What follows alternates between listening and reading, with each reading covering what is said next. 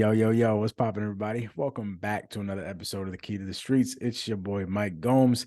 Today, we're going to going over numbers with prospects, like getting into the weeds of the finances of the deal. Okay. This is the budget bucket in my 8-step sales process. So if you haven't already, go back before you watch this video, like literally stop right now, go back to my YouTube channel and look at the 8-step sales process. And this video is going to make a little bit more sense. But in the 8-step sales process, we have bucket number 4, which is the budget bucket. This is going over the numbers with the prospect.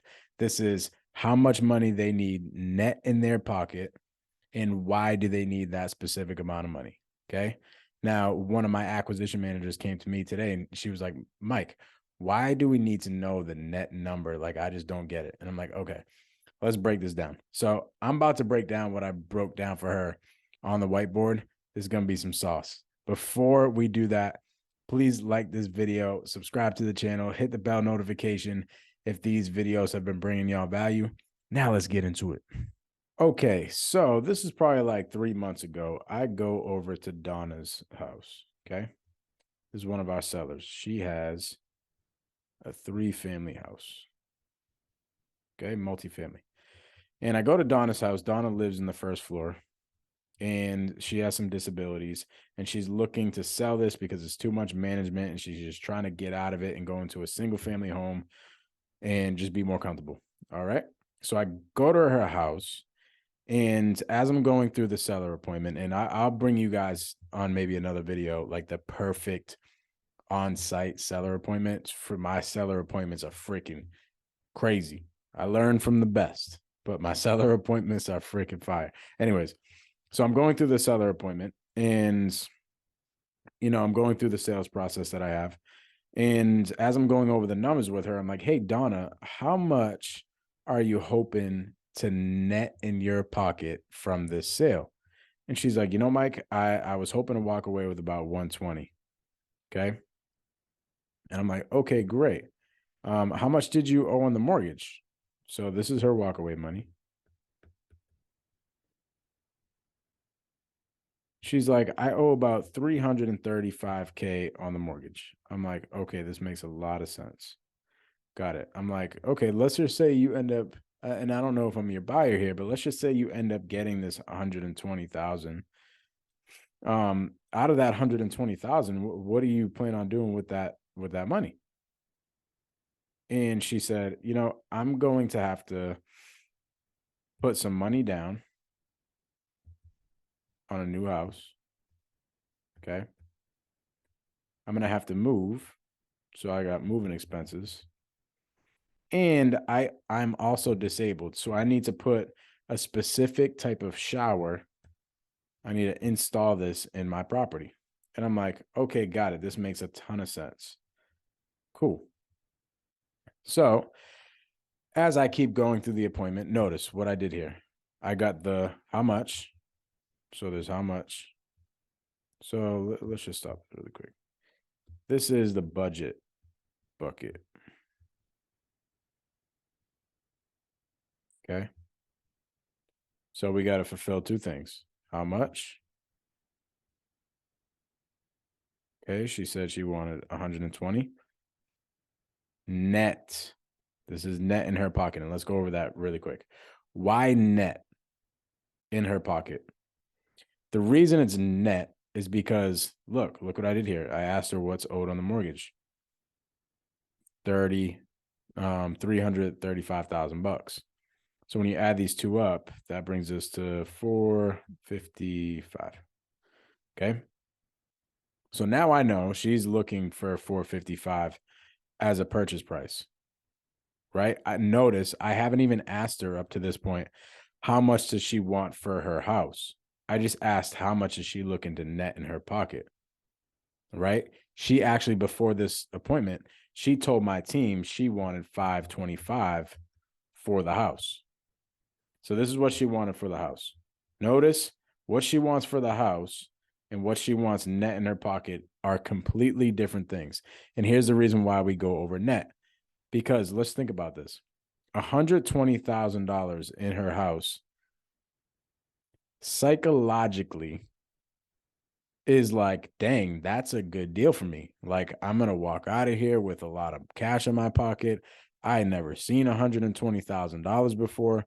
Yeah, this is what I want net in my pocket. So put it this way: seller feels more comfortable talking about a big number that's attached to an object, okay, rather than a big number that's going in her pocket. They're two different things. And this is the real story right here. Right here, 120 is the real story behind the whole entire situation. This is just a fictitious number that she put on the house that maybe she looked on Zillow or something. This number doesn't make any sense. This number has nothing to do with her situation. It's just a hypothetical number that she thinks her property's worth, not actually going into the situation. So, as I knew this, our MAO on this property was actually $475,000. So, MAO 475. Okay. So I knew that going into this. So I'm like, okay, we're going to have something to work here. Even though my team said that she wanted 525 for the property, I have an MAO of 475. And I know after she told me she wants to walk away with 125 and owes 335 on the mortgage, I know I'm going to have something to work with here. So here's what I told Donna. I said, Donna, here's what I'm going to do. I'm going to go back to my car. I'm going to try my best with my team to get you the number that you need for this property. Okay. If I can do that, what's preventing you from moving forward today? She says, nothing. I'm ready to rock and roll.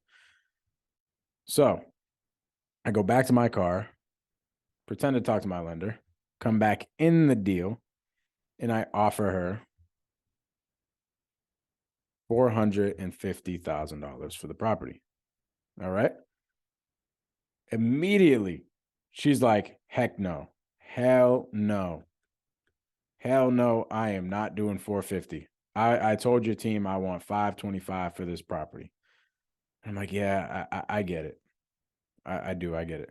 Well, let's go over this really quick, Donna. And I literally have my whiteboard in front of me in the on-site appointment, right? Like I have this thing that I'm going over with you guys is the exact thing that I did with her.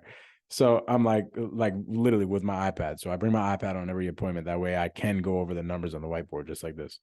So I'm like, Donna, I got you. I got you. Let's go over this really quick though. You said you needed $120,000 net in your pocket, right? And she's like, yeah. I'm like, okay, let's break this down really quick. So you said you want 120 net. Okay.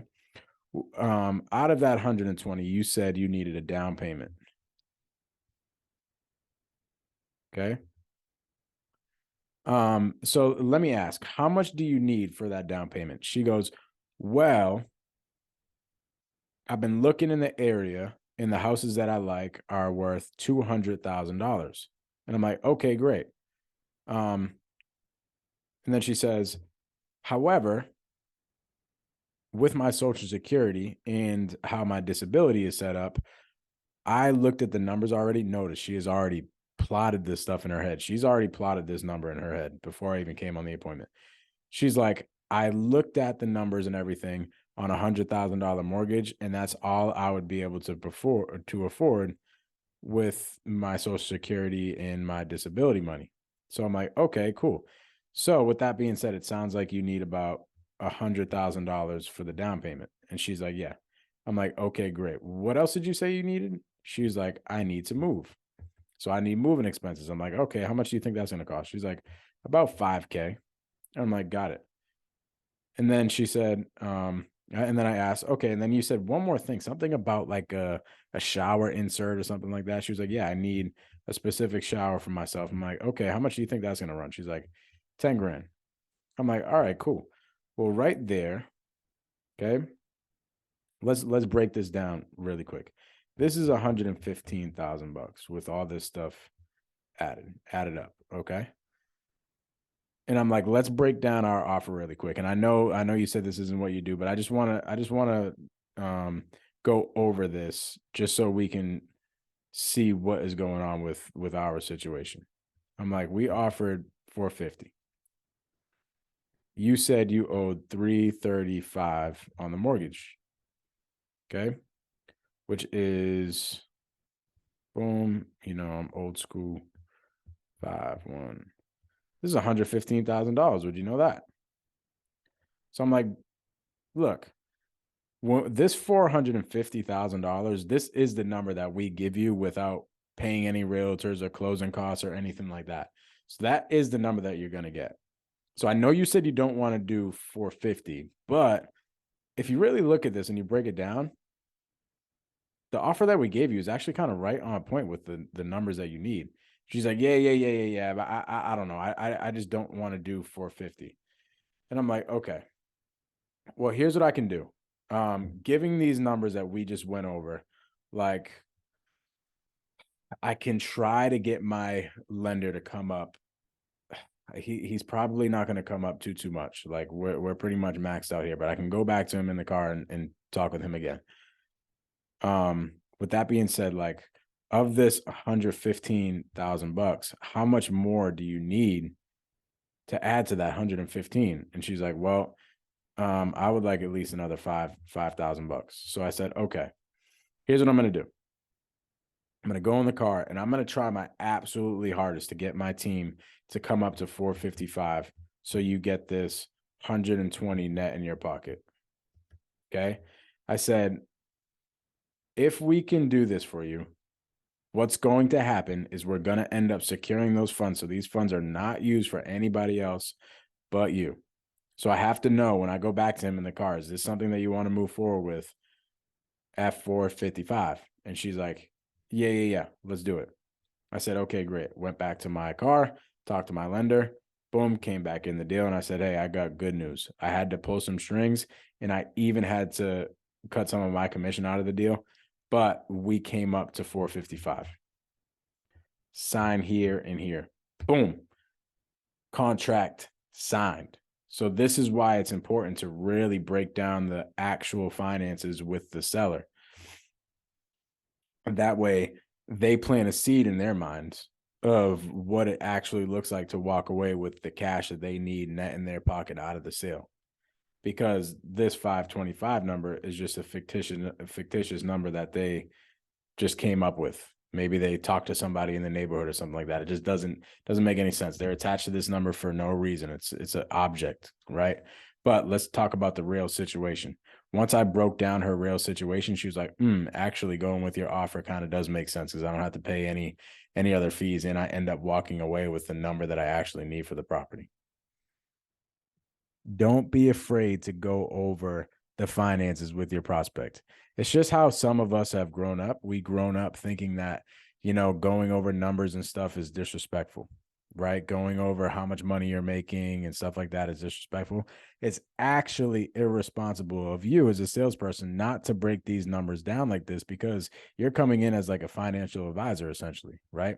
So it's important for you to go through these numbers and get the prospect to realize what their actual situation is going to look like after the deal is done.